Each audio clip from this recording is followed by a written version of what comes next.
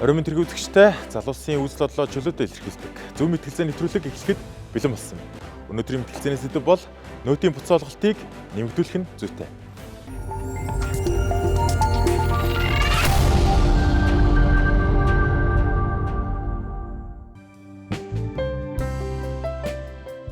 Нэмэгдсэн үртгийн албан татвар буюу нөөт нь төрийн төсвийн орлогын гол их үүсвэр бөгөөд олон нийтийн үйлчилгээ, дэд бүтцийг санхүүжүүлэхэд чухал үүрэг гүйцэтгэдэг.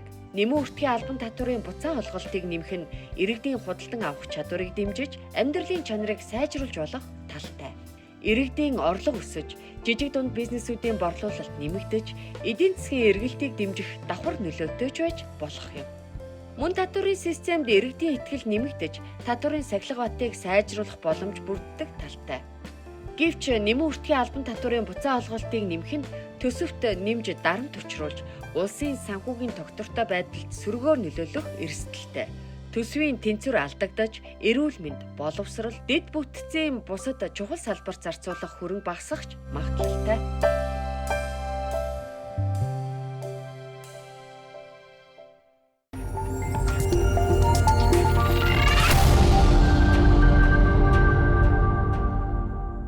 Сэдвийн танилцуулгыг хүлээн авлаа. Харин одоо оролцогчдыг танилцуулъя.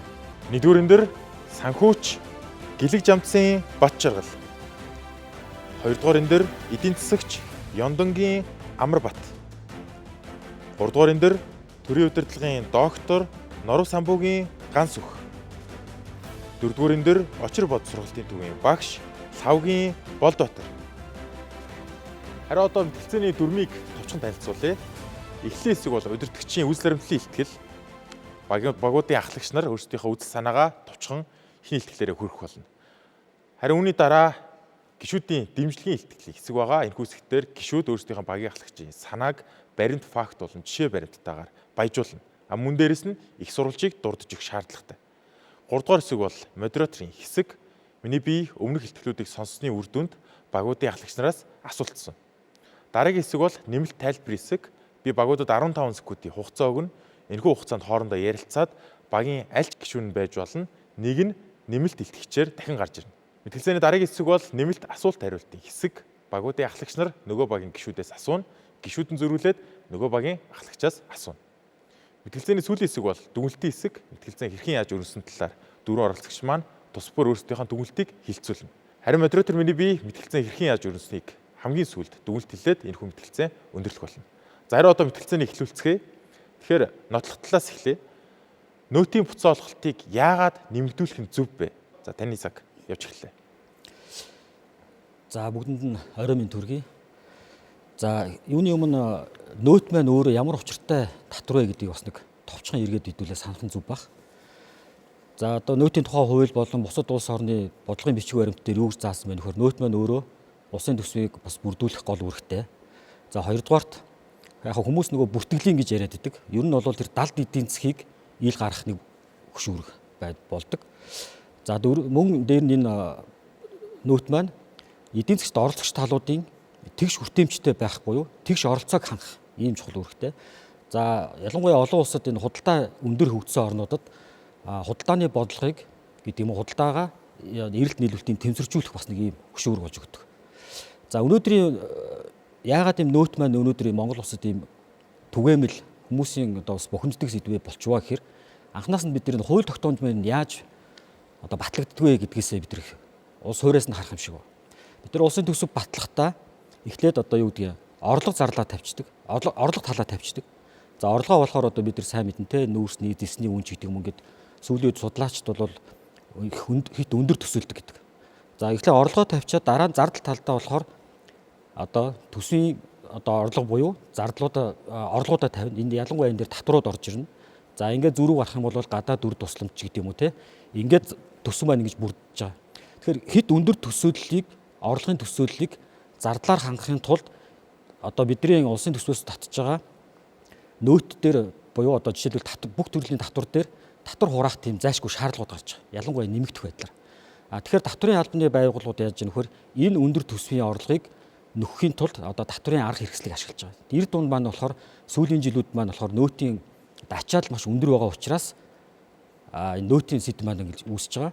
За яг өнөөдрийн маргааны мэтгэлцээний яг үндсэн сэдэв болох нөөтийн буцаа олголтыг нэмэгдүүлэх зайлшгүй шаардлага байгаа нь юу гэхээр судалгаанаас харахад сүүлийн үед одоо баримталж байгаа бодлогод юу гэхээр хонжирын буюу суглаанд баримт бүрдүүлэх дээр бид нар илүү анхаарат байдаг. Гэтэл болохоор яг иргэдийн хувьд болохоор буцаа авах дүн өндөр байх нь эргээгээд одоо нөөт төлсөн иргэдэд илүү хүртээмжтэй болов гэдэг ийм судалгааны баримтууд байгаа учраас одоо буцаа олголтыг нэмэгдүүлэх нь зүйтэй маа гэдэг ийм үзэл баримталтай байгаа. За нэгдүгээр багийн нотлох багийн ахлагчдаа маш их баярлалаа. За арай одоо нөөтийн буцаа олголтыг нэмэгдүүлэх нь буруу юм а гэсэн байр сууриас ямар үзэл санаатай байгааг нь Ницах багийн ахлагчаас сонсъё. За 3 дугаар мэтгэлцэгч таны цаг явж эхэллээ. Яагаад та буруу гэж үзэж байна? За цэнгэрлэгцээ үзэн сууж байгаа нийт одоо ард түмэндээ энэ орой мэндийг хүргэе. За нөөтийн асуудал бол ард иргэдийн бол маш их анхаарал хандуулдаг сэдвийн нэг. За өнөөдөр манайх бол үзэл баримтлалын итгэлтэй нөөтийн буцаа олголтыг нэмэгдүүлэх нь буруу гэсэн байр сууриас мэтгэлцэж байна. За тэгэхээр нөөтийг бол сая анх дурдсан. Тэгээ энэ бол 1950 оноос анх Францын эдийн засагч Франсуа Морис Лоре гэж одоо Францын татварын ерхий газрын дэд дарга хүний санаачилсан одоо энэ систем. За тэгээд энэ бол 1954 оноос хойш хэрэгжээд дэлхийн одоо өнөөдөр бол 175 улс бол яг нөөтийн системийг ашиглаж байна. Тэгэхээр энэ ашиглаж байгаа улсуудын хувь хэмжээг бид нар эхлээд авч үзэх хэрэгтэй.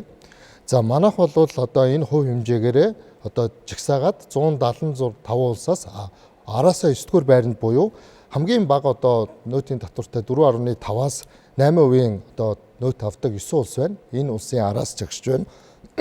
Хоёрдугаарт яг манайхтай ойролцоо буюу 9-с 16.6% одоо нөөт авдаг 76 улс байна. 16-аас 25% нөөт авж байгаа 90 улс байна гэсэн статистик байна. Тэгэхээр манайд өнөөдөр нөөтийн хувь хэмжээ хэр зэрэг байгаа вэ гэдгийг энэ тоо харуулж байна. За яагаад үндслээ хийж байгаа юм бэ гэхээр өнөөдөр ингээд Монгол улсын эдийн засаг төсвийн асуудал бол өөрөө одоо зөвхөн улс төрч юм уу эдийн засагт хамаатай асуудал биш ээ. Энэ бол жирийн ард иргэдийн амьдралыг бодит одоо нөгөө нөлөөлөл үзүүлдэг зүйл. Нөөт гэдэг бол мэдээж одоо татвар бүрдүүлэгч буюу тэр татварын албанд бол маш одоо хяналтын журмаар за дээрэс нь ашигтай. Гэхдээ бид нар 4 удаа татварын одоо энэ суурь реформыг хийсэн штэ. Энэ удаагийн суурь реформууд хийхэд ямар үр төлөө гарсан бэ гэдгийг ерөөсөө дүгнэж үзэхгүйгээр 1992-оос 97 оны хувьд бол 5 шаталтай иргэнээс 40%, за аж ахуйн нэгжээс 4 шаталтай 40-с 50% авдаг байсан. За 1998 оноос хойш нөөт хэрэгжээд 10% байжгаад 2006 оноос 15-аас 10 болгоо буулгасан. 2016 оноос буюу бараг одоо 9 жилийн хугацаанд бид нар одоо баримт гэдэг системийг бол хангалттай ингээ бүртгэл хяналтжуулалт бол явлаа. Гэхдээ яагаад одоо энэ бүх аж ахуйныг чамрагдаж чадахгүй байгаа юм бэ гэхээр энэ бол иргэдийн худалдан авах чадвар сул байгаа. Хоёрдугаарт энэ нөөтийн буцаан авалтыг авж байгаа нийт одоо мөнгөн дүнг цөөн тооны одоо боломжтой иргэд аваад байна. Энэ бол яг ийм хүртээмжтэй систем биш байна гэдгийг бол аль хэзээ тоо харуулад байхад улс төрчид бол ямар нэгэн ард түмэнд таалагдсан богино хугацааны одоо иргэдэд өгж байгаа мөнгө нь өндөр болж байгаа юм шиг харагдж байгаа боловч энэ бол эргээд инфляцийг өсгөх одоо юмны үнийг өсгөх за дээрээс нь төсвийн алдагдал бол одоо энэ бол нэмэгдсэн үртгийн албан татвар бол үндсэн улсын орлогыг бүрдүүлж байгаа татварын бол хамгийн өндөр хувийг эзэлж байгаа. Тэгэхээр энэ дээр ингээд буцааж өгнө гэхээр эргээд манай улс төсвийн алдагдлаа яаж нөхдөг вэ гэхээр гадаадын өндөр төлбөртэй зээл тусламж авч нөхдөг. За тэгэхээр манай улс бол өөрөө үйлдвэрлэгч улс биш ээ, хэрэглэгч улс учраас одоо энэ урамшуулал бол яг хүртээмжтэй буюу эдийн засгийн зөв бодлогыг урт хугацаанд баримтлахгүй маа гэдгийг бол Ницахс талаас бол одоо баталж байна. За, ийхүү хоёр багийн ахлагчдаа маш их баярлалаа. Аль талын өөрсдийнхөө үзэл санааг маш ойлгомжтой богино хугацаанд илэрхийллээ. Харин мэтгэлцээний дараагийн хэсэг рүү шилжиж, дараагийн хэсэг бол дэмжлэгийн илтгэлийн хэсэг байгаа. За, 2 дугаар мэтгэлцэгч болон 4 дугаар мэтгэлцэгчийн хооронд дүүл мэтгэлцэн гэсэн үг. Нэгнийхээ яриаг дундаас нь таслаад ницаалт хийх бүрэн боломжтой. Харин одоо 2 дугаар мэтгэлцэгчээс эхлэе. За, таны цаг явж эхэллээ. За, орон мэнд үзэгчтэй. За, манай угийн зүгээс болохоор сая танилцуулга хэсэгт дурдсан нөөт бол татварын зарчмаараа одоо тэгш шудраг гэдэг ийм зарчим үйлчлэх ёстой байдаг. За, энэний хүрээнд бол нөөт маань бол өмнөх илтгэлүүд дээр гарлаа явж ирсэн хувь хэмжээ дүнгийнхаа хувьд. За, энэ одоогийн байдлаар болохоор бид нар 10% нөөтийн татвар аваад за эндээс бүртгэгдсэн баримтаар бол 2% гэж байгаа. За, энэ манай багийн зүгээс бол 2 бол биш 5% болгож нэмэгдүүлэх нь зүйтэй гэж үзэж байгаа. За, энийг юугаар баталж байгаа гэхээр бид нар эдийн засагт нөөт гэдэг одоо энэ татвар бол хэдийгээр бүртгэлийн систем бүртгэл даалт эдийн засгийг одоо илрүүлэх гэдэг ийм зорилготой явж байгаа. За өмнөх хэлтгэл дээр гарсан 16 оноос хойш яваад одоогийн байдлаар бараг 10 дахь жил рүүгээ орж байгаа. Тэгэхээр бүртгэлийн систем бол одоо аль хэдийн одоо бүрдсэн байх ёстой гэж үзэж байгаа. Гэтэл сүүлд энэ орсон өөрчлөлтөөр бол анх бол танилцуулахдаа энэ зөвхөн буцаан холболт биш, хоёрдугаарт суглаа гэдэг юмтай хамт явж ирсэн. За энэ суглаа гэдэг юм нь өөрөө ингээд иргэдийг энэ яг нөөтийн буцаан холболт гэх талаасаа бус тий одоо яг худалдаа авж байгаа одоо бараа үйлчилгээнийхээ төлбөрийг нөөтөө буцаан авах гэдгээс бус баримт уншуулах тий тэр суглаанд хожих гэдэг ийм одоо анхны ийм одоо сэтгэл зүгээр гэдэг юм уу одоо иргэдэд татвар төлөгчдөд бол энэ нөлөөлж эхэлсэн. Тэгээ эннийх нь юу нь одоо гарсан байдаг. Энэ суглаагаа сая өмнөх удаа улсын их хурлаас баталсан хуулиараа энэ суглаагаа төр болгоход нөөт бүртгүүлжсэн татварын бүртгэлийн тэр нөгөө тоо хэмжээ бол эрс багасч энийг буцааж нэмэгдүүлсэн байдаг. За энэ нэмэгдүүлэхдээ ямар арга хэрэгжилж яах гэхээр одоо илүү их баримт одоо уншуулах тусам тэр суглаанаас хожих юугээ ихсгэх те тэр магадлаа ихсгэх дүнгээ ихсгэх гэдэг юм уу те энэ тал руу их ач холбогдол одоо өгсөн байгаа юм. Түүнээс биш нөгөө нэг яг үндсэн зорилго зарчмаараа те тэр далд эдийн засгийг бий болгох, далд эдийн засгийг те гаргаж ирэх, аж ахуй нэгж татвар төлөгчдийн бааз суурийг нэмэгдүүлэх гэх талаасаа бус илүү нөгөө нэг юу талынхаа тийм ээ суглаа нөгөө хураах талаас яасан байгаа. За тэгээ мэдээж өмнө жилүүдэд юу явж ирсэн гэхээр за энэ татвар нөөтийн татврын тухайд бол яг эцсийн татвар төлөгч нь бол ард иргэд байдаг. Яг эцсийн одоо бараа ажил үйлчилгээн дээр төлж байгаа энэ татвар бол хамгийн эцсийн төлбөрийн татвар төлөгч иргэд төлдөг. Дунд нь баярлалаа. Үргэлжлүүлээд та өөрийнхөө хугацаагаа хэсэг хугацааны дээр ашиглаж болно. Харин одоо дөрөвдүгээр мэтгэлцэгч та яагаад нэмэх нь буруу гэж үзэж байгаа вэ? За сайн байцгаана орой минь. За тэгэхээр одоо юм байна. Энэ e-баримт систем 2016 оны 1 сарын 1-ээс хэрэгжиж эхэлсэн. За хэрэгжиж эхлэхдээ анханасаа буруу системтэй татврын ерөнхий газар сангийн яам буруу гаргасан. Яагаад вэ гэхээр баримт өгөх аж ахуйн нэгжүүдээ бүгдийг өөрсдөө явж баримт өгүүлэх ажлыг өөрсдөө хийх атал иргэдээр баримт өргөх ажил хийх чинь буруу болсон байхгүй юу? Ер нь. Тэгээ энэ ажил 100% хөрөнгөжт хэрэгжээгүй. Одоо бүртгэлийн систем хичнээн гоё системтэй e-баримт системтэй болгож 100% нөгөө нэг баримт өгөх ажил чинь шал дутуу. Одоо юу хэлэх гээд байна гэхээр одоо 2020 оноос 24 оны 4 жилийн дотор манай улс заяа 5.6 их найд хуурамч падаан шивгдсэн. Бүр энэ одоо айгүй том үзүүлэлт шүү дээ ер нь бол. Тэгэхээр энэ юу хийлээд байна гэхээр төсөв төлөх мөнгийг дундаас нь зогсоосон ийм хуурам чимээг зогсоож чадахгүй байгаа мөртлөө нөгөө байж байгаа дэлгүүр нүүж явж чаддгүй юм жижиг сегментүүд рүү айгүйх point өгч нөгөө иргэдээр нь юу авахгүйсэн. Эннийг бол би нэгдүгürt айгүй буруу гэж үзэж байгаа. За тэгээд энэ e-баримт систем чинь нийт төсвийн орлого заяа. За 24 онд 27 их найд төгрөгийн орлого болсон. За энэний 20 эдийн 5.88 их найд нь зөвхөн нөөтийн орлого байхгүй юу? Тэгвэл энэ саяны энэ хуурамч падаануудыг алдагдсан падаануудыг олж ирэх юм бол энэ бүр 10 шахах хэмжээний юм байсан байхгүй сүүлийн хэдэн жил. Тэгэхээр энэ би юу хэлэх гээд байна гэхээр энэ сангийн яам татврын газар нь энэ өөрсдөө баримт өгөх ажлыг хийхгүйгээр ард иргэдээрээ ингэж баримт өгөх ажлыг хийлэгдэж байгаа нэгдүгээр буруу. За дээр нь сая энэ 2025 онд энэ нөөтийн буцаалтаар 767 тэрбум төгрөг олгогдсон. За тэгвэл энэний 25% нь за юу ямар хэрэглэгчтэй очиж байна гэхээр 25% нь өндөр дүнтэй худалдаа авалт хийдэг хэрэглэгч нар байдаг байхгүй юу. Тэгвэл энэ 25% үржиний нөөтийн буцаалтын 75% нь авсан. Тэгсэн чинь нөгөө яг зорилттой хэрэглэгч чинь ямар хүмүүс байгаа гэхээр энгийн иргэд байгаа байхгүй. Энгийн иргэд хаанаас худалдаа авалт хийдэг вэхээр нарантуул зах. За бөмбөр худалдааны төв ойр дотныхоо захаас. За юу. За тэгээд дандаа баримтгүй газраар өөрчлөлдөг. Тэгэхээр энэ хүний чинь нөгөө нэг нөөтийн буцаалт чинь орж ирэх боломж нь айгүй бага байхгүй. За тэгвэл өндөр орлоготой иргэд хаана үйлчлүүлж байгаа гэхээр дандаа нөгөө том дэлгүүрүүдээр баримттай газраар үйлчлүүлээд байгаа байхгүй юу. Тэгэхээр энэ айгүй асуудал. Нэгдүгээр тэгэхээр энгийн хүн одоо өдөрт 50,000 төгрөг авч яхад нөгөө өндөр орлоготой хэрэглэгч сая гаргаж аваад байгаа байхгүй юу. Ер нь бол нөөт хараа эцсийн хэрэглэгч нөгөө төлдөг татвар нь үнэн. За дэлхийн нийтэд сая энд ярьж байна. Францад анх үүсэхдээ борлуулалтыг ил болгох гэж гарсан үнэн. За тэгвэл дэлхийн нийт энийг бүгд ашиглаад одоо юу болгосон бэ гэхээр иргэн хүн тухайн улсад амьдрсныгаа төлөө төлдөг татвар болгож хувиргасан. Яагаад улсад амьдрсныгаа төлөө төлж байгаа татвар вэ гэхээр одоо бид нар гадагшаага явдаг да. Тэгвэл гадагшаага яваад ирэхээр гадаад дотоод нөөтө төлдөг байхгүй юу? Нэг удаагийн визтэй 90 хоногийн визтэй болсод онгоцны буудлын дээр тэн дээр нөөтө асуулаад тэнд улсад амьдраагүй. За тэгвэл урт хугацааны визтэй очиход тэнд дандаа нөөтө. Манай улс харин хаа очиж дэлхийн оролцоонуудаар хамгийн бага нөөттэй байхгүй. Дээдлэн 40 хүртэл нөөттэй. Тэгвэл амьдарж байгаа оюутан байгаа улсуудад тэнд нөөтө төлөө явдаг. Тэгэхээр эцсийн хэрэглэгч төлдөг буюу амьдрсны төлөө татвар. Өнөөдөр Монгол улсад халамж авж байгаа маш олон хүн байгаа. Хоолны толоо авдаг хараа 95 мянган хүн байна. Ажил хийхгүйгээр. Тэгвэл энэ улсууд үндсэн хуулиар олгогдсон татвараа төлөх ёстой. Тэгвэл татврыг яаж төлөвлөдөг вэ гэхээр нөгөө хоолны толоо нөгөө дэлгүүрт очиндоо.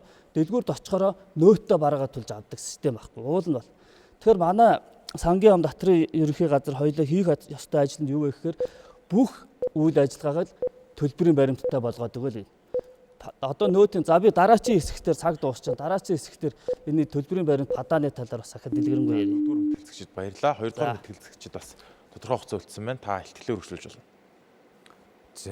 За үргэлжлүүлээд тэгээд гол асуудал юу болж байгаа нэхэр одоо бол иргэд бол гол татвар төлөгч гэж хэлсэн тийм. Тэгэхээр одоо хуулийн одоо энэ нөөтийн хуулийн хүрээнд ямар асуудал гарч байгаа нэхэр татвар төлөгч болон одоо бизнес хийж байгаа тэр худалдан авагч хоёрын хооронд одоо тийм яс аясан юм шиг юм юу үүсэж байгаа.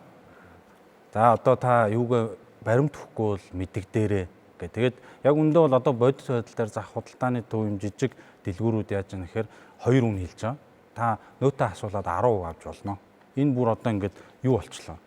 Одоо маш түгээмэл болчлоо. Тэгээ энэ цааталтаа ямар агуулга байна гэхээр энэ нөөтийн буцаан олголт нь өөрөө яг тэгш хүртээмжтэй худалдан авагч талдаа бол одоо сэтгэл ханамжийг бий болгохгүй байгаа учраас иргэд за одоо тэр нөөтөнд нь бүртгүүлж яхаар юу яа 10% асуулаад авчих. Яг тэр карманд үлдэж байгаа те орлогоосоо одоо төрж байгаа тэр худалдан авалт үйлчлэгээ худалдан авалтанд төлж байгаа тэр төлбөрөө төлөөд аль болох гар дээр илүү мөнгөтэй байхыг л хүсэж байгаа иргэд. Тэгээд нөгөө буцааж олголт гэдэг энэ систем нь тэгш биш те шудраг биш байгаа учраас хүмүүс энэ зарчим руу илүү одоо явж энэ нөөтийн системийг бол ашиглагч байна. За баярлалаа. За дэмжлэгийн ихтгэл бас яг ахлагчтай дэмжсэн маш сайн ихтгэлүүд болж өнгөрсөн гэж миний хувьд дүгнж байна. Харин одоо дараагийн хэсэг буюу модераторын асуулт хариулт хэсэг зөвхөн миний асуусан асуултанд багийн ахлагч нар хариулна. За хамгийн ихний асуултыг мэдээж нотлох багийн ахлагч буюу 1-р мэтгэлцэгчээс асууж эхлэе. За няцаах талыг ер нь бол сонсоод тахад бол ийм агуулгыг сайн гаргаж ирлээ л дээ. Арай өндөр дүн төлж байгаа хүмүүс арай их мөнгө буцааж авч байна. Энгийнээр ирвэл нөгөө чинэлэг хүмүүст нөөтийн буцаа олголтыг нэмэгдүүлснээр илүү давуу тал үүсгээд байна шүү дээ. Арай бага орлоготой нөөтөн дээр арай бага мөнгө төлдөг хүмүүс илүү багыг аваад байна шүү дээ. Нэгдүгээр нийгмийн тэгш бус байдал үүсэж байгаа юм шүү гэдэг. За ийм ихний асуулт байна. За энэ дээр та товчхон харилцаад өгнө. Дараагийн асуулт байгаа учраас. За тийм. За бид нар өөрснөө чөлөө зах зээлтэй юм орно. Хувийн хэвшилтэй, хувийн өмч тулгуурсан эдийн засгтай. Тэгэхээр өндөр орлоготой бол өндөр буцаалт авах нь бол одоогийн хуулиар бол миний хувьд зөв гэж бодож байгаа. Тухайн иргэд маань өөрөө яагаад одоо тэр ийм баримт төлөхгүй байгаа газруудаар үйлчлүүлээд байна гэдэг маань өөрөө манай тогтолцооны бур болчиход байгаа. Яагаад тэгж ийм вэхээр одоо нэг жишээ авъя те үйлдвэрлэгч энэ нэмэгдсэн өртгийн өөрийн албан татврын нэг онцлог маань шат дамжлаг болгон дээр татвар бодогдоод өмнөх төлсөн татвар дээрээ дараагийн татвар нь хасагдах байдлаар ингэж явдаг. За тэгэхээр аливаа бараа бүтээгдэхүүн очихоор уг нь бол хуулиараа болохоор ингээд бүгд тэгш хүртээмж тэгшгэн төлөх юм бол бүгд татвар одоо дамжлаг болгон дээр төлөх ёстой. За гэтэл одоо энэ дунд нэг механизм гарч ирж штэ сая манай болдоотор оролцогч хэлж байна. Одоо энэ зах худалдааны төвөдөр очихоор яхав хөр бид нар нөөтийн яг субъектив талаас нь харах юм бол 3 бид нар ойлголт байх ёстой. Татвар хураагч буюу татврын байгууллага сангийн яам одоо төр гэдээ ойлгоч. Суутхан төлөгч гэдэг ойлголт байгаа. За энэ бол одоо зах худалдааны төв супермаркет ч гэдэг юм уу те. За эцсийн төлөгч нь болохоор иргэд бий толчж байгаа.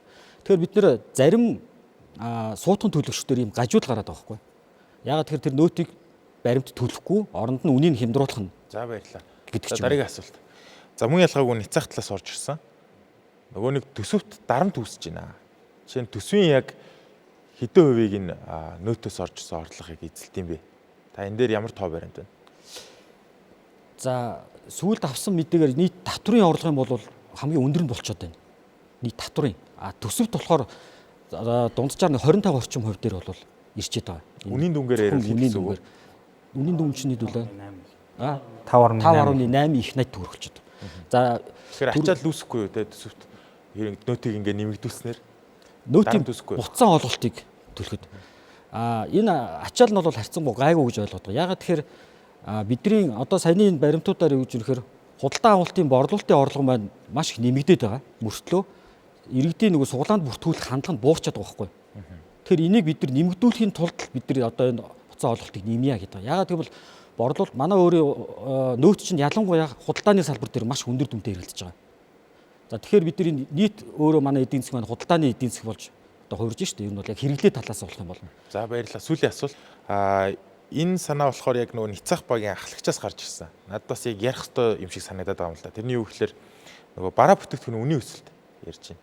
Тэр инфляц үүсэх боломж байгаа юу? Тэ? Ийм жишээ эсвэл өөр оронд гарч ирсэн үү? Одоо нөгөө нөөтийн буцаа олголтыг нэмснээс болоод бараа бүтээгдэхүүний үн өсөж исэн ийм тохиолдол ер нь байд юм болов? Байхгүй бол ямар улсад вэ? За яг хөө инфляц бол яаж үүсэж ийн вөхөр би түрүүнээс шат амжилга болгон дээр татвар төлөгдөж байгаа. За манай дээр яагаад инфляц цохигдоод байна гэхээр манай өөрөө төсвөн байрны тогтмол алдагдaltaй төгрөгийн аншмын тогтмол унж байгаа учраас бид нар инфляцтай давхар идэгдүүлээд байгаа. За магадгүй Японч гэдэг юм уу те төгрөгийн йений аншин доктортой үед нөхцөлд болвол харьцангуй инфляцийн дарамт бол бага. Тэр энэ онлын үүднээс гэх юм бол манай өөрийн эдийн засгийн онцлог маань ийм болчиход байгаа учраас инфляцид бол бас нөөт маань нөлөөлж байгааг бол үүсэх арга байхгүй. За баярлалаа. Миний асуултанд маш оновчтой хариуллаа. Харин дараагийн асуулт болох Ницах багийн ахлагчаас өөрийн бэлдсэн асуултуудыг асууя. За эхний асуулт болохоор нөөтийн буцаа олголтыг нэмэгдүүлснээр харин ч иргэдийн татвар төлөх соёлыг нэмэгдүүлэх юм шүү. Та энэ дээр юу гэж бодож байна? За тэгэхээр дөрвөн мэтгэлзэгч дөрүүлээ хэлж байна. Нөөтийн одоо зорилго бол далд эдийн засгийг одоо ил болгох, бүртгэлжүүлэх мөн. Гэхдээ арга механизм нь 10 жил туршигдж байгаа байхгүй юу? 10 жил туршигдаад энэ бол одоо нөгөө хийх ёстой 1500 татврын байцаагчийн ажлыг 3 сая иргэд маань өөрөө хийж гинэ гэж тайлбарлаж байгаа. Гэхдээ яг одоо энэ татврын буцаа олтыг авж байгаа 1.4 сая хэрэглэгч л байгаа юм. Тэгэхээр 1.4 сая хэрэглэгчийн худалдаа авах чадвар муудаад байгаа учраас өөрөөр татврын одоо энэ бааз бүрдүүлэлт өсөж байгаа юм шиг харагдаж байгаа мөртлөө иргэдийн худалдаа авах чадвар муудаад байгаа гэдгийг харахгүйгээр зөвхөн одоо суглаа явуулах юм бол өснөө л гэдэг байгаа. Гэхдээ энийг чинь бид нар туршаад үзсэн шүү дээ. Одоо суглааныхаа хувь хэмжээг нэмэгдүүлэе гэж хин ч яриаггүй буцаалтыг нэмэгдүүлэе гэхээр эсэргээрээ яаж улсын төсөв дээр ачаал ирэх юм бэ гэхээр одоо манай нотлогч талын баг бол харьцангуй гайгүй гэж тайлбарлаж байна. Гэхдээ иргэдийн бол хандлага аль хэзээ төлөвссөн. Энэ бол иргэд бол ий баримтыг одоо бүртгүүлэх одоо хандлага бол төлөвссөн. Ганцхан нөгөө арилжаа эрхлэгч гар дээрээс худалдаа эрхэлж байгаа хүмүүс анханасаа гайлаасаа ахгуулаад авж байгаа бараа нь өөрөө ингээд бүртгэлгүй учраас яг аргагүй хоёр баланстай явах. Угаас тэгэхээр энэ бол мэдээж төлөвссөн зүйлийг бид нар дахиад одоо улам сайжруулна гэж байна. Татвар төлөх соёл төлөвссөн шүү дээ гэдэг хариулт юм ба шүү дээ. Окей. За дараагийн асуулт юу гэхээр нотлох тал маань хэлээд байна л да. Иргэд өөрсдөө нөгөө суглаа хонжир гэдэг зүйлд итгэхээ болцсон. Энэний оронд л нэмэгдүүлэх гэдэг санааг бол нотлох тал хэлж ийн гэж би ойлгож байгаа. Тэгэхээр нөөтийн буцаа олголтыг нэмэгдүүлээд хонжир суглаа гэдэг юмыг багасгаач ч юм уу эсвэл одоо бүр өөрөөр ярил байхгүй болгочлоо гэх юм бол иргэдийн төрд итгэл өөрөө нэмэгдэх юм шүү. Энэ дээр юу гэж бодож байна? За өнөөдөр бидний мэтгэлж байгаа сэдв бол нөөтийн буцаа олголтыг одоо нэмэгдүүлэх нь зөв буруу гэж ярьж байгаа тийм. Тэгэхээр яг өнөөдрийн нөхцөл байдлыг ямар байгаа вэ гэхээр сангийн яамнаас гаргасан тооцоололоор 2024 он дээр одоо нийт улсын төсвийн 28%-ийг нэмэгдсэн үртгийн албан дотор эзэлж байна. Хэрвээ энийг 5% болгож нэмэгдүүлвэл яах вэ? 10% болж нэмэгдүүлвэл яах вэ гэхээр төсөвдөр үндсэндээ 300-аас 8 тэрбумын одоо алдагдал төсөвдөр бүхэл бүтэн одоо бидний нөгөө яригадаад байгаа юм 800 тэрбум гэсэн тийм 300-аас 800 тэрбум. Тийм. За энэ бол бүр том дүнгээрээ ярих юм бол бид нар буцаа авалтыг үе шаттай нэмэх юм бол нийтдээ 4 их 80 төгрөг бол тасарна гэдгийг бол харуулдаг байгаа. Тэгэхээр иргэд маань яагаад одоо энэ худалдаа авах чадвар муудаад байгаа юм бэ? Яагаад энэ бараа үйлчилгээг бүртгүүлэх нь багасаад байгаа юм бэ гэдгийг нэг тоо харуулж өгнө. Энэ ямар тоо вэ гэхээр 2024 онд 612 тэрбумыг буцаалт олгосон. Энэ нь нэг үлрэл тооцож үзэх юм бол 153 тэрбум төгрөгийг буцаасан байна. Буцаа олголт. Гэтэл 2025 оны 3 дугаар үлрэл буюу дөнгөж сая 1.3 сая хэрэглэгч 83.1 тэрбум төгрөгийн буцаа авалтыг авсан байна. Тэгэхээр нөгөө бид нар ингээ харахтаа ингээ гоё ингээд иргэдэд ингээд ашигтай юм үзүүлэх гээд байгаа юм шиг мөртлөө эдийн засгийн утгаараа ингээ тоогоо аваад үзэх юм бол эн чинь өөрөө ханчаад иргэдийн амжиргаа буугаад аж ахуй нэгжүүдийн орлого багасаад татврын тооцох хувь хэмжээ чинь буруу байна. Систем өөрөө зорилгоо зөв тавьчаад хэрэгжүүлэх арга механизмаа туршиж үзчихэд. За баярлалаа. Сүүлийн асуулт. За нотлох багийн гишүүн хийсэн л дээ. Хоёрдугаар мэтгэлцэгч юу гэсэн бэхээр ер нь бол бодит амьдрал дээр та нөөтөө асуулаад авах уу эсвэл нөөттэйг авах уу гэх тээ. Тэгэхээр нөгөө нөөтийн буцаа олголтыг нэмснээрээ нөгөө нэг бизнес эрхлэгчдийн хэрэглэгчээс асууж байгаа энэ асуулт байхгүй болох боломжтой юу? Та энэ дээр юу гэж бодож байна? Энэ боломжгүй. Энэ компани болгон өөрөө нөгөө бараа анх оруулж ирэхдээ импортлохтой гайлтай машинаар оруулж ирсэн буюу анханасаа нөөтийг төлөөгүй учраас дунд нь нөөт биччихээр тэр чинь өрөнд дунах гэдэг юм аа. Нөөтийг хэн төлдөг вэ гэхээр худалдаа авагч төлдөг. Тэгэхээр энэ болыг гайлаасаа эхлээд бүртгүүлжүүлэх системээ явуулахгүй бол энэ бол хандлага нэмэгдэхгүй гэдгийг бол бодиттой одоо бүх эдийн засгчид хэлнэ. За баярлалаа. Мөн ялгаагүй Ницах талын ахлагч маань маш ойлгомжтой хариултуудыг өглөө. Харин одоо мэтгэлцээний дараагийн хэсэг болох нэмэлт тайлбар хэсэг би баг болгонд 15 секундын хугацаа өгье. Хоорондоо ярилцаад аль илтгэгч нь нэмэлтээр тайлбар илтгэл тавихаа өөртөө шийднэ. За цаг явж эхэллээ. Одоо 4 минут нөгөө түрүүний дотор сэдвээ нэмээд тайлбарлаж байна.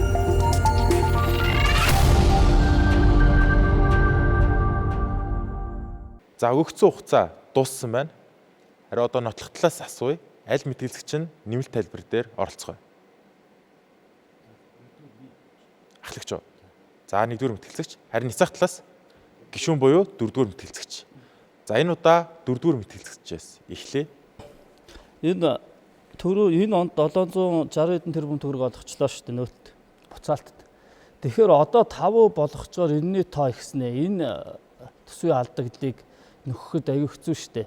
Одоо хараа сая багш нарын цагсаал болоод цалин нэмэхэд дөнгөж 25% нэмэх чүүтэй айдаа нэмж чадчих шүү дээ. Мөнгө байхгүй гэдэг. Тэгэхээр одоо энэ олгох юм бол энэ чинь дараа жил их найд руу чиглээ явчихна. Тэгэхээр энийг яаж олох юм? Энэ боломжгүй мөнгө байхгүй. Ер нь бол одоо үед. Тэгэхээр энэ дээр нэг юм байна. За дээр нь энэ уул нь хараас энийг боцоо олголтыг ерөнхийдөө бүр мөсөн болоод за суглаан дээр юу гэж ярьдаг вөхөр хараа суглааг хоцсон иргэдэг бас судалгаа гаргамаар байгаа байхгүй юу? Суглаан дээр хараа суглааны онол гэж байдаг. Хэн олон баримт уншуулж оролцсон тэр хожих магадaltaй. Тэгвэл өнөөдөр бас хэн олон баримт уншуулдаг гэвэл бас л өндөр нөгөө баян чинэл эрхч олон баримт уншуулдаг шүү дээ. Тэр энэ хожих магадлал байгаа байхгүй юу? Тэр энэ суглааг би бүр болиё гэж бодоод байгаа. Харин одоо яах ёстой вэ гэхээр нөөтийг хэдүүлээ нааша мөнгө авъя буцааж авъя гэжснээс нөөтийн чинь хувь 5 байгаамаа. 10 байгаа. Одоо нэг 5 болгоё гэж ярих хэрэгтэй байхгүй уулна. Тэгвэл эн чинь нөгөө нэг яг үйлдвэрлэгч дээр зарж байгаа хүмүүс дээр юм аваа зарахтаа 10% нэм зарж чадахгүй л одоо нөгөө зах дээр очиод нөөтөө авах нөөтгөө авах гэдэг байгаа шүү дээ. Ерөнхийдөө бол нотлох тал маань бол өөрөө нөөтийн буцаа олголтыг одоогор 2% байгаа. Тэгээ энийг 5% болгомоор байна гэдэг зорилт бидэрт байна гэд 2-р мэтгэлцэгч нь хэлсэн. Тэгэхээр та энэ дээр санал нийлж гин гэж одоо ойлгох уу? Нийлэхгүй шүү дээ энэ дээр. Би бүр энийг нөөтийн буцаа олголтыг 5 болох ерөөсөө боломжгүй. Ер нь бол боломжгүй. Харин энэний оронд өөр аргачлал байгаамаа. Нөөт төлөгч манай улсын нөөт 10 байгаамаа. Энийг 5 болгож болно шүү дээ гэж хэлээд байгаа байхгүй юу? Ер нь бол. За баярлалаа. Харин одоо 1-р мэтгэлцэгч үргэлжлүүлнэ. За та цагаа хэсэг хугацааны дараа ашиглаж болно. За би нэг 2-3 бас нэмэлт юу гэлээ. За түрүү нөгөө нэг гайлын татвар бас энэ нөөтийн бас нэг гол оролцогч юм уу? Гэхдээ яа түүхээр томоохон байгууллагууд нөөт төлөгчөөр бүртгэгдсэн компаниуд болохоор нөөтөө яг гайл улсын хилээр орж ирэхэд гайлаар төлчөөд дараа нь тэрийгэ буцаан олголт байдлаар ингээд тайлагнаад ингээд явдаг. За түрүүний ганц өх оролцогчийн бас цус дурдсан юм каргогоор орж ирж байгаа ч гэдэг юм уу те одоо бидний нэг мэддгээр тэмүүгээс авж байгаа бараанууд гайлгүй орж ирээддэг. За энэ ямар асуудал гаргаж ирнэ вэхээр нэгдсэн журмаар болохоор нэг компани дээр том бүртгэл хийгдчихдэг. Яг жижиглэн худалдаан дээр очихороо Монгол улсад тийм нөөтийн төлбөргүй орж ирж байгаа. За энэ маань өөрөө яаж ийм вэхээр манай одоо олон жил яригддаг үндэсний үйлдвэрлэгч буюу ижил төстэй бараа бүтээгдэхүүн үйлдвэрлэдэг компаниуд дээр өөрсдөх чадварыг бууруулад байгаа. Яагаад тэгэхээр манайх дотооддоо хийхээрээ төрөний хилдэг шат амжилга болгон дээр нөөтийн төлбөр төлөө яваад эцсийн хэрэгсэл дээр очдог. Саяны бараа бүтээгдэхүүн болохоор шууд нөөтгөө орж ирээд байна. За тэгээ манай багаас юу дэвшүүлээд байна вэхээр энэ түрүүн би нэг онцлсон те суудхан төлөгчийг бид нар бүгдийг хамруулж чадахгүй байна. Хамруулахын тулд бид нар энэ нөөтийн суглаа гэдэг юмныхаа оронд буцаан олголтыг нэмэгдүүлээч. Тэр зах дээр байгаа тий татвартай үн татваргүй үн гэдэг барааны үн гэдэг ийм зах зээлийн 2 үн тогтоод байгааг л нэгтгэх яа гэдэг ийм асуудал яриад байгаа. Яг бид нар зүгээр нэг хардлаа байгаа. Яагаад гэж юм нэхэр 3 сая иргэнээр татврын байцаагчийг ажилуулад байна гэдэг. Энэ магадгүй үнэн. Яагаад гэж юм нөхөр одоо эдийн засгийн хамтын ажиллагааны тэр OECD гэдэг эдийн засгийн хамтын ажиллагаа хөгжлийн агентлаг ийм бүс нутгийн байгуул байгаа. Энэ дээр болохоор нэгж татвар хураалтын зардал 1%-аас бага байвал одоо сайн гэж үздэг юм байна. За манай улс тэрийг жишг болгож явдаг. За магадгүй энэ суутхан төлөгчдийн татвар хураалтан дээр татврын байцаагчдыг орон тойг нэмэгч гэдэг юм уу эсвэл шинэ тоног төхөөрөмж авч гэдэг юм уу те одоо тэр зах дээр лангуу эрхэлж байгаа улсуудыг чинь гараар явж хэцүү. Тэгэхээр шинэ систем нэвтрүүлдэг юм. Ингээд зардал нэмэгдчих нэг аюул байдсан болов гэж би зүгээр хардж байгаа. Тэгэхээр бид нар ингээд аль аль талдаа бид нар ингээд индикаторуудыг судалж харж иж бид нар шийдвэр гаргахгүй бол асуудууд бол байна. За түрүүн бас нэг юм хэлсэн. Одоо татвар төсөв дээр орон зай байна уу гэд. Би бол байгаа гэж харж байгаа. За тэрийг болоод би энд ингээ ярих нэг итгэх нэг жоох ус төрийн болчих. Одоо юу гэдэг хүмүүс маш их шөмжилдэг те төсөв батлахаар. Одоо ингээл 2.7 их найдаар автомашин унжиж гэдэг юм уу те.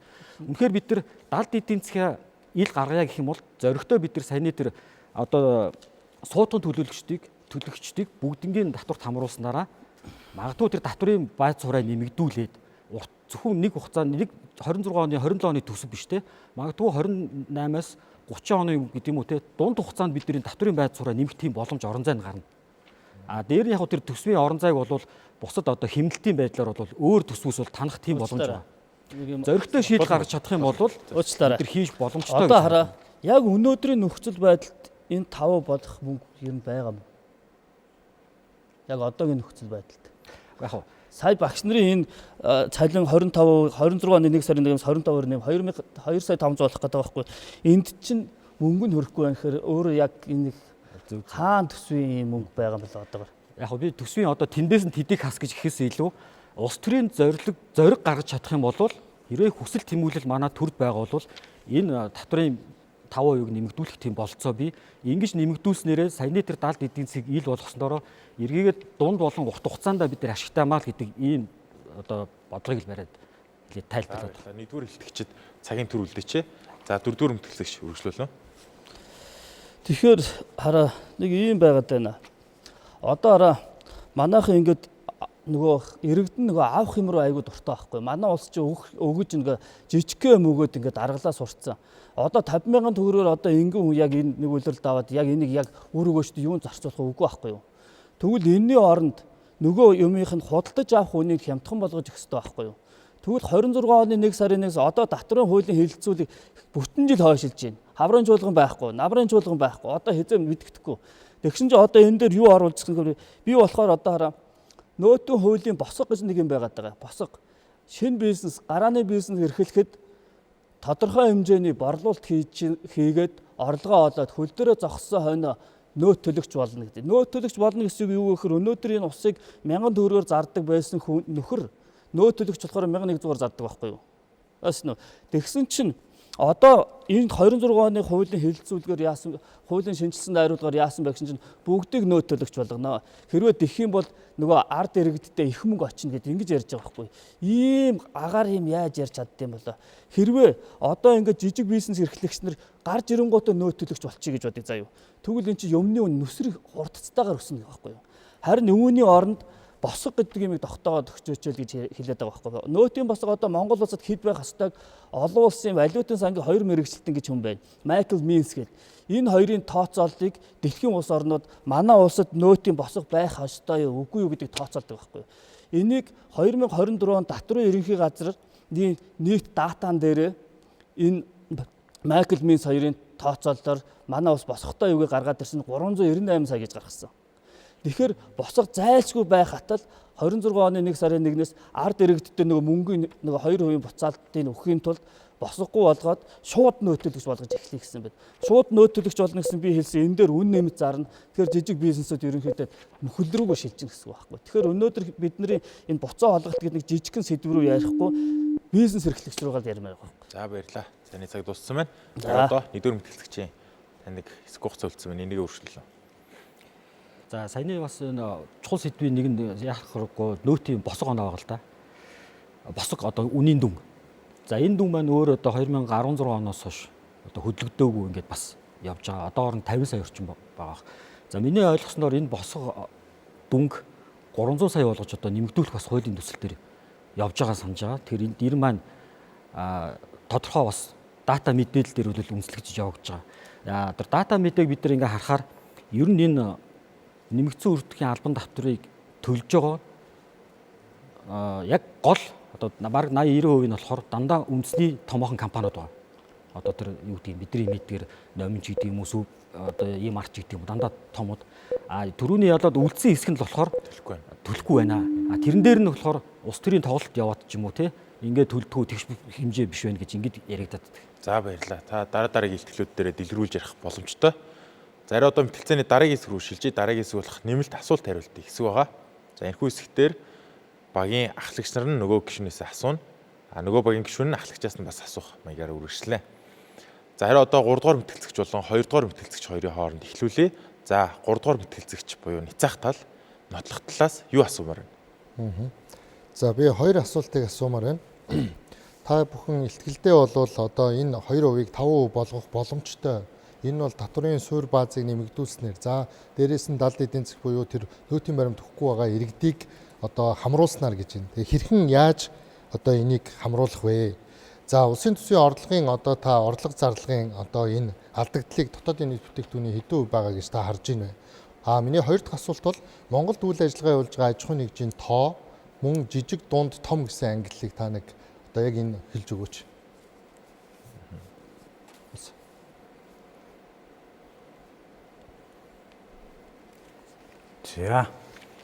За нэгдүгээр асуулт бидэд буцаан олголтыг нэмэгдүүлэхийг дэмжиж байгаа. За энэ дээр хэрхэн нэмэгдүүлэх вэ? За асуулт болохоор ямар юм боломж болцоо байгаад байна. За өнөөдөр дурын ингээд худалдан авагч одоо дэлгүүрт ороход тэ худалдааны төвд ороход маш олон төрлийн пос байдаг. Энэ зүгээр амьдрал дээр байна. Төлбөрийн эргэсэл төлбөрөө төлөхдөө одоо пос купе одоо юу гэдэг олон төрлийн эргэсэл хийж байгаа. За тэгэхээр одоо түрүүний тэр босго оноо буюу тэр босго дүн нөөтийн суутган төлөгч болох босго дүн гэдэг нь өнөөдрийн байдлаар за эхний асуултан дээр гарсан нийтдээ бол татварын байгууллагт бүртгэлтэй хуулийн этгээд 259 мянган аж ахуй нэгж байгаа. За ахаад татварын статистик дээр байгаа энэ 259 мянган аж ахуй нэгжээс 55419 иргэн байгууллага суутган төлөгч байгаа. Тэгэхээр одоо яаж яах гэхээр 250 мянган цаана нэмэх нь ахаад зөв хуваараа бизнес хийж байгаа өчнөө олон иргэд байж байгаа. Тэгэхээр энэний бол ерөөсө 20 хүрэхгүй хувь нь л суутган төлөгчийн үр гүйцэж байна. Тэгэхээр энэ нөгөө 50 саяын босго дүндээ хүрэхгүй буюу тэрийг олон төрлийн одоо энэ пос машин ашиглаж орлогоо ингэж хувааж нуунд харагдуулж байгаа ийм юм бол бодит амьдрал дээр байгаа. Тэгэхээр энэ одоо хэмжээг ийм тэгш шудраг яг одоо түрүүний манай 4-р оролцогч хэлсэн одоо хэрвээ одоо энэ 10%-ийг 5% гэх юм бол хүн болгон одоо тэг бизнес эрхлэгч болгон адилхан төлөгдөөд ирвэл татварын бааз суурь маань нэмэгдэнэ гэдэг ийм агуулгатай байгаа. За 2-р юун дээр асуулт бас мэтгэлцэгч маань та өөрөөс асуулт асууж болно шүү 3-аас.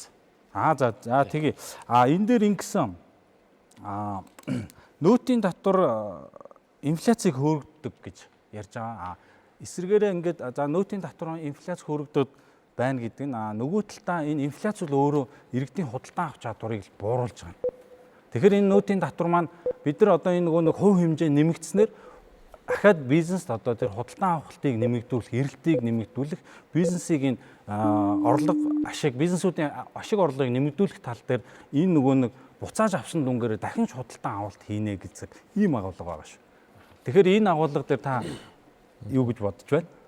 За тэгээд би асуусан одоо төсвийн тэр алдагдлыг хэрхэн өгөх юм бэ гэхээр энийг бол одоо бүртгэлтэй аж ахуйн нэгжийн тоог хэлж байна. Тэгэхээр Монгол улсад яг бүртгэлтэй буюу бизнес регистр авсан 266,100 аж ахуй нэгж байд юм а.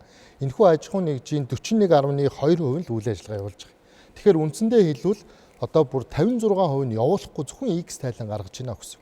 За энэ 41,200 аж ахуй нэгжийн 90% нь жижиг дунд аж ахуй нэгж буюу 1-8 5% нь дунд, 5% нь том гэдэг. Энэ том ч л өөрөө нөөтийн одоо ихэнх хувийг бүрдүүлдэг байгаа юм. Тэгэхээр нөгөө бидний яриад байгаа сэдв маань ингээд эргээд харахаар иргэд буюу яг жижиг аж ахуй нэгжүүд, жижиг хүмүүс болвол яагаад энд бүртгүүлэхгүй байгаа юм бэ гэдэг асуудал гараад ирж байгаа. За би таны асуултанд бас хариулъя. Инфляцийг бол одоо энэ өсөхгүй харин ч худалдаа авахыг дэмжинэ гэж. Гэтэл манай улс ч бол яг бусад одоо Европын холбоо шиг худалдаа тийм сайн хөгжсөн улс биш. Ерөөсөө импортын эдийн засаг дээр тулгууртай улс байхгүй юу. Тэгэхээр энэ дээр бол сангийн яам бол тооцоол гаргаад өгсөн байгаа. Сангийн яам хэрвээ энэ одоо нөөтийн буцаан алдагдлыг одоо бүр энэ 2% нэмээд дахиад 10% хүрэх юм бол инфляц бол 1.5-аас 2% хүрнэ гэсэн байна. Тэгэхээр өнөөдөр Монгол улсын инфляцийн дундаж одоо түвшин бол 9% байгаа. Уул нь бол зорилт нь бол бид нар 6 дээр нэмэх ас 2% байх ёстой шүү дээ. Гэтэл өнөөдөр Улаанбаатар хотын инфляц 9.9% болцсон байна. Дандаа л ингээд бэлэн мөнгө иргэдэд өгдөг бодлого бол өөрөө инфляцийг хөөргөд юм а. Энэ бол худалдаа авах чадрыг нэмэгдүүлдэг зүйл биш ээ. За баярлалаа. Нэмэлт асуулт их сонирхолтой үргэлжилж байна. Би арай сүлд их сонирхолтой санагдаад байгаа учраас 3 дугаар мэтгэлцэгчээс нэг асуулт асууж байгаа. Товчхон хариулаарай. Ер нь Улаанбаатар хотын инфляц нэг хэдэн хувь байна? Монгол улсын инфляцийн түвшин энэ онд хэдэн хувь байлаа гэд статистик гарч байгаа. Та энэ тоонд өөрөө итгэдэг үү? За, инфляцийг яг хэрхэн тооцдог вэ гэхээр хүнсний сагсд орж байгаа бараа бүтээгдэхүүн үйлчилгээнээр явдаг. Ер нь бол энэ тоог бол баримжаат тоо мөн үхээр мөн.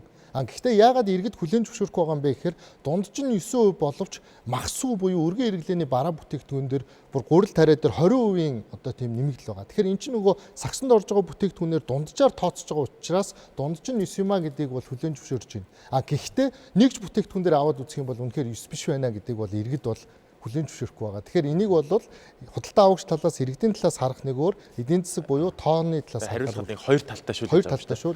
Маш оновчтой хариулт байлаа. Баярлалаа.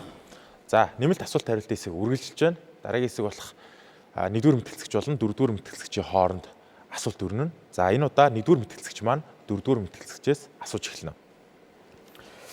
За би 4-р оролцогчоос яг манай оролцогч болохоор яг ерөнхий одоо энэ манай улсад тулгараад байгаа нөөтийн бэрхшээл гэдэг юм уу те асуудлыг яриад тах шүүн. Яг өнөөдрийн сэдвтэй холбоотойгоор ийм учраас одоо нөөтийн 2%-ийг 5% болох боломжгүй. Яг миний сүрийн сонссноор бол төсөвтэй холбоотой төсөвт өнөөдөр тийм ачаал байхгүй боломж байхгүй гэдэг. Бидний зүгээс болохоор улс төрийн зөв шийдлээ гаргаад зоригтой хийж чадах юм бол бид нар одоогийн 33 их 80 төсөвтөр бол энийг суух тийм боломж байгаа гэдэг. Өөр төсвөөс одоо төсвийн зарлага талаас биш харин ч бид нар ч одоо хувийн хвшид ажиллаж байгаа улсуу те төсвийг зөв зохистой хуваарлаад ингээд явах нь зүйтэй юм шүү гэсэн биний хувийн бодлоо байгаа. Гэтэл одоо юу гэдгийг яг төсөв тийм орон зай байхгүй гэдээ одоо нэг төрийн төлөөллөөс одоо хариулаад байгаа юм шиг санагдаад байна л да. Өөрөө бас хувийн хвшилтэд ажиллаж байгаа хүний хувьд. Тэгэхээр яг гол point юу вэ гэдэг чинь асуулт байхгүй бол 4-р мэтгэлцэгчээс эхлэе. Танд ямар асуулт байна нотлох талаас асуух. За эхлээд би саяны асуулт хэлсэн асуултанд хариулчихъя гэхээр нэмээд. За тэгэхээр би яагаад энэ 5% чинь дэмжихгүй байгаад вэ гэдэг. Тэгэхээр одоо хараа би одоо манай улсын иргэдийн худалдаа авах чадвар ямар байгаа вэ? Яг өнөөгийн нөхцөл байдал заа юу. За тэгвэл ихэнх нь хараа бага орлоготой иргэд байдаг байхгүй юу? Бага орлоготой иргэд хаанаас очиж юм аваад байна гэсэн судалгаа бас байх хэрэгтэй шүү дээ. Уул нь бол. Тэгэхээр бага орлоготой иргэд дандаа нөөт төлөгч биш, нөөт төлөгч болоогүй. Би түрүүний нэг босго гэж яриад байсан да. Тэгвэл 50 сая босго болоогүй. Захуудаас очиж худалдаа авалт хийгээд байна. Энэ улсууд чинь нэг нөөттэй газраар үйлчлүүлж чадахгүй байгаа байхгүй юу? Чадахгүй байгаа юм дээр ахаад 5% нэмж өгөөд байх хэрэг хаана байгаа. Тэгвэл өнөөдөр ийм артаас номонгоос хүнсөө цуглуулдаг айлууд бас байна шүү дээ. Ихэнх нь тэгэхээр хаанаас цуглуулж байгаа нэхээс захаас цуглуулж байгаа байхгүй. Зах дээр нөөтийн буцаалттай баримт байхгүй. За харин нөгөө бөөний павильонууд дээр бол өгнө л дөө. Тэгэхээр эн чинь нөгөө зорилтод хэрэглэгч энгийн нөгөө 75% энгийн иргэд рүүгөөш 25% нөгөө өндөр орлоготой иргэд рүүгээ чиглээд байна гэж би энийг хэлээд байгаа байхгүй. Яагаад гэвэл сангийн яам чи өөрөө судалгаагаа гаргаад өгсөн шүү дээ. Энэ ихэнх мөнгө нь чинэлэг иргэд рүү очсон байна. Энэ дээр одоо 2026 оны хууль нь одоо ингэж өөрчлөгдөж байгаа юм гинэ. Яах чинь гэсэн чинь 5 болгочоод нөгөө өндөр орлоготой иргэдийнхаа 800 мянгаас дээш болох юм бол 2-оор нь байна гэж байгаа байхгүй юу. Тэгвэл нөгөө одоо өндөр орлоготой авж байгаа улсууд чинь буцаага тэрийг аваад бага орлоготой би тэдний яах вэ? Наран туулдаг зах дээрээс очиод лангуунаас ногоо аваад баримтгал авж байгаа байхгүй юу. Тэгэхээр энэ хүн рүүгээ иргэн рүүгээ яг очихгүй байна гэж хэлээд байгаа байхгүй би. Тэгэхээр энэ дээр яг өөрөө тайлбар юу вэ Батчаарга санхүүч? Яг яам бол ингэж байгаа л та бас тодорхой хэмжээний тийм интервал гарч байгаа тийм. Жишээлбэл 1 сая төгрөг хүртэлх худалдаа авалтан дээр 10% нь бүр буцааж өгч гэдэг юм уу те. Одоо яг таны өөрийн чинь хэлээд байгаа тэр бага орлоготой худалдаа авалтыг эргээгээд буцаан олголтыг нэмэгдүүлээ гэдэг бас байр суурь явж байгаа. Яг хөө тэгэхээр ийм миний бас нэг одоо таата хүлээж авч байгаа нөхөр энэ бас манай татврын системд жоохон эсвэл тийм үгүй бол үгүй гэдэг тийм хоёр интервал дээр л манай улс төрчид шийдвэр гаргадаг. Тодорхой хэмжээний интервал гаргаж байгаа нь бас сайн хэрэг. Одоо бас яам ч юм уу татврын алба тэрийг ингээд олж харчаад байна шүү дээ. Дээр нь би бол нэг юм дээр бас жоохон санал эргэлзээд байгаа нөхөр одоо худалдаа авалтын чадвар муутай хүн худалдаа авах чадвараа нэмэгдүүлэх тухай бид нар ярихаас биш. Яг байгаад нь тааруулаад ингээд худалдаа авалтыг ингээд өгөөч гэдэг ийм үзэл гаргах нь бол бас одоо бид нар түрүү нэг ярилцлагын ихэнд ихэлсэн энэ нөт маань өөрөө тэг шудар байх, ил тод байх зарчимтай гэдгийг бас одоо үл нийтэд байгаа юм шүү гэдэг ийм бодолтой байна. За баярлалаа. Дөрөвдүгээр мэтгэлцэгчид нэг 14 секундын хугацаа болсон байна. Та нэг асуулт асуугаад өндөрлүүлж болно. Эсвэл нэмэлт тайлбар нэг баггүй хугацаанд хэлээд цагаад дуусгачлаа. За ахаад нэмэлт тайлбар өгч байна 22 буцаалт дээр. Одоо надад миний энэ дэр нэг баримт байна. За ер нь одоо ингээд худалдааны төвөөдөөс гарч ирж байгаа баримтыг ер нь иргэд төдийдөө мэдэхгүй байна. Төлбөрийн баримт нэг гэж баримт байгаа. Энэ цаас маань өөрөө. Нөөтийн падаан гэж хоёр юм хэвлэгдэж гараад байгаа юм шүү заа юу. Төлбөрийн баримт гэдэг нь юу вэ гэхээр энд ямарваа нэгэн нөгөө 2% буцаалт 5% буцаалт байхгүй баримтыг төлбөрийн баримт гэж ярина. Харин нөөтийн падаан гэдэг нь юу вэ гэхээр нөгөө 10% нөөт нэмэлт төлөөд би худалдаж авч байгаа юм нөөтийн падаан гэдэг. Тэгэхээр ихэнх жижиг бизнесүүд ер нь бол голцоо төлбөрийн баримт олгодсон шүү. Тэгэхээр энэ ч ямар нэгэн буцаалт байхгүй шүү. Тэгэхээр юунд оролцох вөхөр сулаанд л оролцсон. Тэгэхээр эний чинь хэн ихэнхийг аваад байна. Тэгэхээр бас бага орлоготой иргэдэж аваад байна гэж сануулдаг байгаа шүү. За ийм баярлалаа. За нэмэлт асуулт хариулт хэсэг бас мөн ялгаагүй оновчтой өндөрлөлөө. Харин мэтгэлцээний сүүлийн хэсэг рүү шилжээ. Сүүлийн хэсэг бол дүгнэлтийн илтгэлийн хэсэг байгаа. За тэгэхээр нөөтийн буцаа олголтыг нэмэгдүүлэх нь зүйтэй маа гэдэг хамгийн ихний дүгнэлтийг хийнэ үү? Хоёрдугаар мэтгэлцэгчийг урьж байна. Тэгэхээр таны хувьд мэтгэлцээ ямар хуу болж өрнөв? Ницах тал юуг буруу ярив? Нотлох тал юуг зөв ярив? За тэгэхээр таны дүгнэлт явж эхэллээ. За дүгнэлтийн хувьд маань энэ нөөтийн буцаан олголтыг одоо байгаа 2%-ийг 5 болгох гэдэг энэ одоо сэдвийн хүрээнд ярьж байгаа. За аль тал маань ер нь ямар юмн дээр байр суурь нэг байна гэхээр яг нь иргэдийн худалдан авах чадварыг нэмэгдүүлэх те одоо тэр гарт нь өөрт нь үлдэж байгаа мөнгө те орлогоос зардлаа хасах. Зардал дотор тэр шингээд байгаа энэ нөөт гэдэг татвараар энэ татвар тэгш одоо үйлчлэхгүй байна. Энийг бол тэгш үйлчлээд ирэх юм бол энэ татварын бааз суурь бол манай тал бол мэдээж энэ нэмэгдэнэ. Тэгэхээр энэ харилцан нөө тэгш биш байгаа учраас энд хүмүүс сэтгэл дундуур. За түрүүн тоо баримтан дээр бас гарч байна. Нийт нөгөө нэг уншуулж байгаа хүмүүс 50% нь л одоо баталгааж баримтын 50% нь баталгаажж байна. Тэгэхээр энийг нөгөө төр өөрөө саяхнаас харин одоо банкуд нөгөө уншсан баримтыг шууд автоматар оруулна гэж байна. Тэгэхээр аль тал бол ер нь юу гэж үзэж байгаа нэхэр энэ иргэдийн худалдан авах чадвар нэмэгдэх ёстой юм шүү. Татвар ер нь буурхан зөв юм шүү гэж би бол дотроо дүгнэж байна. Нөгөө талаараа яг нөгөө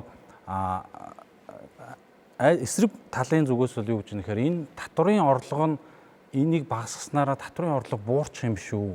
Энэ хэмжээг яах юм бэ гэж ярьж байна. Тэгэхээр манай талын зүгээс бол энэ яг дүгнэлт хувьд юу гэж нэхэр нөөт бол инфляцийг бол хөөрөгддөг үнэн. Одоо үндэсний үйлдвэрлэл маш их одоо юм сүрэг одоо үр дагавар үүсэж байгаа. Манай юун дээр бас гарсан.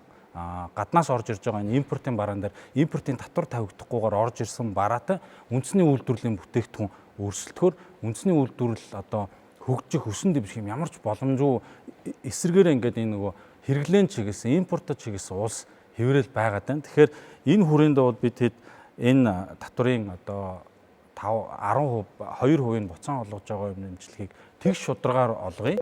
Тэгээд тэг шударгаар одоо авъя. Бүгднгээс нь авъя. Тэгээ буцаан олголтын 5 болгоё гэдгийг одоо дэмжиж байна. За баярлалаа. Их ойлгомжтой дүгнэлтэд илтгэл байлаа.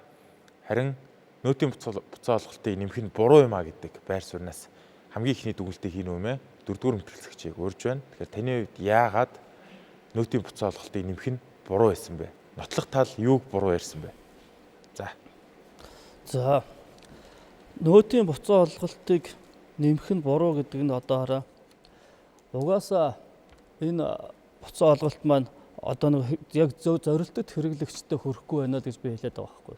Зорилт сангийн ам энэ жил судалгаа гаргаж чаддаг байхгүй. Сангийн амны ямар судалгаа байна гэхээр нөөтийн буцаан олголтын чинь 75% нь баян чинэлэг иргэд рүү очсон байж штэ 25% нөгөө нэг энгийн иргэдэд байж штэ энийг нэмж өгмөр байна л сая гарч байгаа баг. Тэгэхээр чинь нөгөө энгийн иргэдэд очихгүй мөнгөгээ сангийн яам нь өөрөө нотолцоод байхад энийг нэмэх хэрэг байхгүй. Харин юу 5% чи хараа бүгдийн 5% болгочоор буцаа олголтын 5% болгочихж байгаа шүү. Нөөт нь 10 байхаар чинь нөгөө хүндээ дарамт ирчихэж байгаа. Тэгэхээр буцаа олголтоо зогсоогоод зарж байгаа барааныхаа нөөтийг 5% болгох хэрэгтэй байхгүй. Энэ тэгвэл иргэддээ илүү ашигтай очино. Тэгээ зарж байгаа нөгөө компаниудад ашигтай очино. Компаниуд ч одоо энэ дээр 100 төгрөг нэмж зардаг байсан бол одоо 50 төгрөг нэмж зарах хэмжээний болчихж байгаа байхгүй юу. Тэгэхээр худалдаж авч байгаа хүндээ ч амар байгаа байхгүй юу.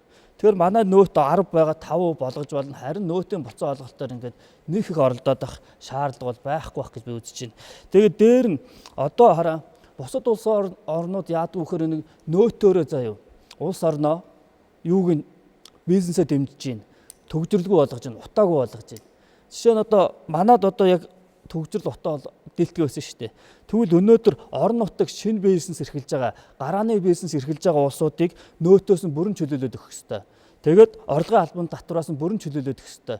Тэгвэл энэ хаана хүн Монгол улсад Улаанбаатар дээрээ бизнесээ хийх үү, орон нутагта тэндээ амьдарч байгаа газар бизнес хийх үү одоо сонголт байгаад байгаа да. Тэгвэл манайхан яах вэ? Орон нутагт бизнес хийхгүй байна. Юунда хотод ирж бизнестэйгээ ойрхон байя гэдэг байхгүй. Тэгвэл дэлхийн улс орнууд яадаг вэхээр энэ их нягтарсыг салгахын тулд нөөт орон нутгата орлогын албан татврын чөлөөлж өгдөг бүр байгаа. Цаг дуслаа. За 4-р мэтгэлцэгчид маш их баярлалаа. Мөн ялгаагүй ойлгомжтой дүгнэлт илтгэлээ. Харин нөөтийн буцаа олголтыг нэмэх нь зөв талаас хамгийн сүүлийн дүгнэлтийг хийн үемэн нотлох багийн багийнхлагч 1-р мэтгэлцэгчийг урьж байна. Таны хувьд няцаах тал юу буруу ярьсан бэ? За хамгийн сүүлээс нь эхлэе л да тий. За бид нар бас судалж үзсэн дэлхийн улс орнуудын нөөтийн татварыг бүрэн чөлөөлсөн тийм тохиолдол бол байдгүй юм байна. За жишээлбэл Вьетнамд бол $7,800 ч гэдэг юм уу тий. За Унгар, Герман ч гэдэг юм уу 26 оноос шин төрлийн хөнгөлөлт чөлөөлтүүдийг бүгднгээс нь бол тодорхой яг түрүүний хэлдэг босго үнийн дүнгээс дээш бол нөөц төлөвлөлтөөр бүртгэж байна. Харин тэр стартап гэдэг юм уу шинэ байгууллагуудыг юугаар дэмжиж чинь вөхөр ашигын орлогын албан татвараас нь бол 100% чөлөөлж дэмждэг тийм тохиолдлууд бол байна. За тэгээ өнөөдөр сая бол би зүгээр асуултын хүрээнд ярьж байгаа. Бидний бас бэлдсэн нэг тоо байна л да. Одоо 3 жилийн дараалсан би шууд ингээд хараад уншаад өгч тий. Нөөтөр төлөх одоо бүртгэгдсэн одоо иргэд маань болохоор 21 онд ингээд 3,800, 22 онд 4,300, 23 онд жишээлбэл 3,800 болоод буцаад буураад буюу харьцангуй ингээд тогтвортой байгаа. Энэ нөөтөр төлөгдсөн иргэдийн тоо. За гэтэл нөөтөр бүртгэгдээгүй иргэдийн маань болохоор 21 онд болохоор 74,000, за 22 онд болохоор 151,000, за 23 онд болохоор бүр 191,000 болоод бүр ингээд нэмэгдсэн. Нөөтөр бүртгэгдэхгүй иргэд маань. Тэгэхээр яаж ийм нөхөр нөгөө нэг яриад байгаа далд эдийн засгч нэмэгдээд байна. Ялангуяа иргэдийн дансаар буюу одоо аж ахуйн нэгжийн том гүйлгээнүүд яваад байна тий. Томоохон худалдаа бизнес эрхлэгч нар маань энэ боломжийг ашиглаж иргэдийн дансаар гэдэг юм уу өөрсдийнхөө одоо түрүү манай Амрот хэлсэн тий 3 пост тавьчаад нэг нь аж ахуйн нэгж дээр, нэг нь иргэн дээрээ, нэг нь одоо нөхөр дээр ч гэдэг юм. Ингээ 3 банкны пост гаргачаад нэг ирэг нь болохоор татврын албанд болохоор 50 саяд нь босгонд нь тааруулж 49 сая гэж гэдэг борлуулалтын орлоготой. Гэтэл нөгөө талд маань энэ далд эдийн засаг маань яваад байна гэдгийг бид нар энэ саяны сүүлийн одоо дүгнэлтэн дээр хэлж байгаа тоо баримт маань харуулад байна. Дээр нь бас энэ би түрүүн дахиад хэлье. Иргэдийн одоо тэг баян ядуу гэдэг байдлаар ингээд хуваах нь бол бас онцгүй. Ягаад гэх юм бол өндөр худалдаа авалт хийж ирмэ гэдэг маань одоо өндөр потенциалтай ажиллаж өндөр орлого төлж төвлөрүүлж байна л гэдэг бид нэр ойлголтоо бас хэвээр нь авч явахгүй бол энд баг дунд орлоготой энд нь харуулсан бодлогыг явуул энэ өндөр орлоготой энэ нь бол буруу юм а гэдэг нь бол няцаагч талын бол бас буруу ойлголт юм болоо гэж бид нэр үзгээс харж байна. За баярлалаа. Нотлох багийн дүгнэлтээ илтгэл маш ойлгомжтой, цэгцтэй байлаа. Харин одоо мэтгэлцэн хамгийн сүүлийн дүгнэлтээ илтгэлийг хин үемэ няцаах багийн ахлагчийг урьж байна. Таны хувьд нотлох тал юуг буруу ярив? Тэ? Танай талаас юуг хамгийн зөв ярив? Таныг ойлгомжтой дүгнэлтээ илтгэл хийгээд өгч баярлалаа. За өнөөдрийн мэтгэлцээнд нөөтийн буцаа олголтыг нэмэгдүүлэх нь буруу гэсэн няцаах байр сууриас оролцлоо. За тэгээ мэдээж маш мундаг залуучуудтай мэтгэлцлээ. Тэгвэл нотлох тал бол хоёр зүйл дээр одоо тодорхой няцаалтыг өгч чадсангүй. За 2%-ийг 5% болгосноор одоо тэр гарах төсвийн алдагдлыг хэрхэн нөхөх юм бэ гэхэд дээр бол харьцангуй гайгүй гэдэг тайлбарыг өглөө. За хоёрдугаарт бол нөөт бол инфляцийг болоод хөөргөнө гэдэг дээр бол багийн гишүүн одоо амар хотын хэлснээр бол манай багийн санааг дэмжлээ гэж үзэж байна. Тэгэхээр өнөөдрийн мэтгэлцээнд бол Ницах баг бол үндсэн үргээ гүйцэтгсэн гэж үзэж байна. За ерөнхийдөө нөөтийн буцаан олголтоос илүүгээр нөөтийн хувь хэмжээг бууруулах асуудал зөв үгүй л мэдээж зөв. Энэ 10% гэдгийг бол бууруулах бүрэн боломж байгаа. Хоёрдугаарт манай багийн одоо гишүүний хэлснээр нөөтийн босго энэ 50 сая гэдэг энэ дүнг бол одоо өсгөх шаардлагатай байна. Яагаад тэгэхээр 2016 онд 50 сая төгрөг бол нийтдээ 25 мянган Америк доллар байсан. Өнөөдөр 25 мянган Америк доллар бол дунджаар 90 сая төгрөг юм а. Тэгэхээр энийг бол босгох ёстой гэдгийг бол бүх гишүүд бол одоо дэмжиж байна гэж үзэж байна. Тэгээд үндсэндээ бол Монгол улсын төсөв бол яагаад иргэдэд тийм их бууж өгдөггүй вэ гэхээр дандаа хэдэн зуун тэрбум хэдэн их найдаар нь алдагдал ярьдаг. Жирийн иргэд бол өнөөдөр 100 сая төгрөгийг байтугай тэрбум төгрөгийг одоо хизээч амьдралдаа барьж үзээгүй байдаг. Гэтэл одоо улс төрчид маань маш их төсвийн алдагдлыг хэдэн их найдаараа ярихдаа ерөөсөө ингээд хүртээмжтэй бодлого явуулахгүйгээр зүгээр л богино хугацааны дандаа тийм одоо улс төрчсөн шийдвэр гаргаж байгаа.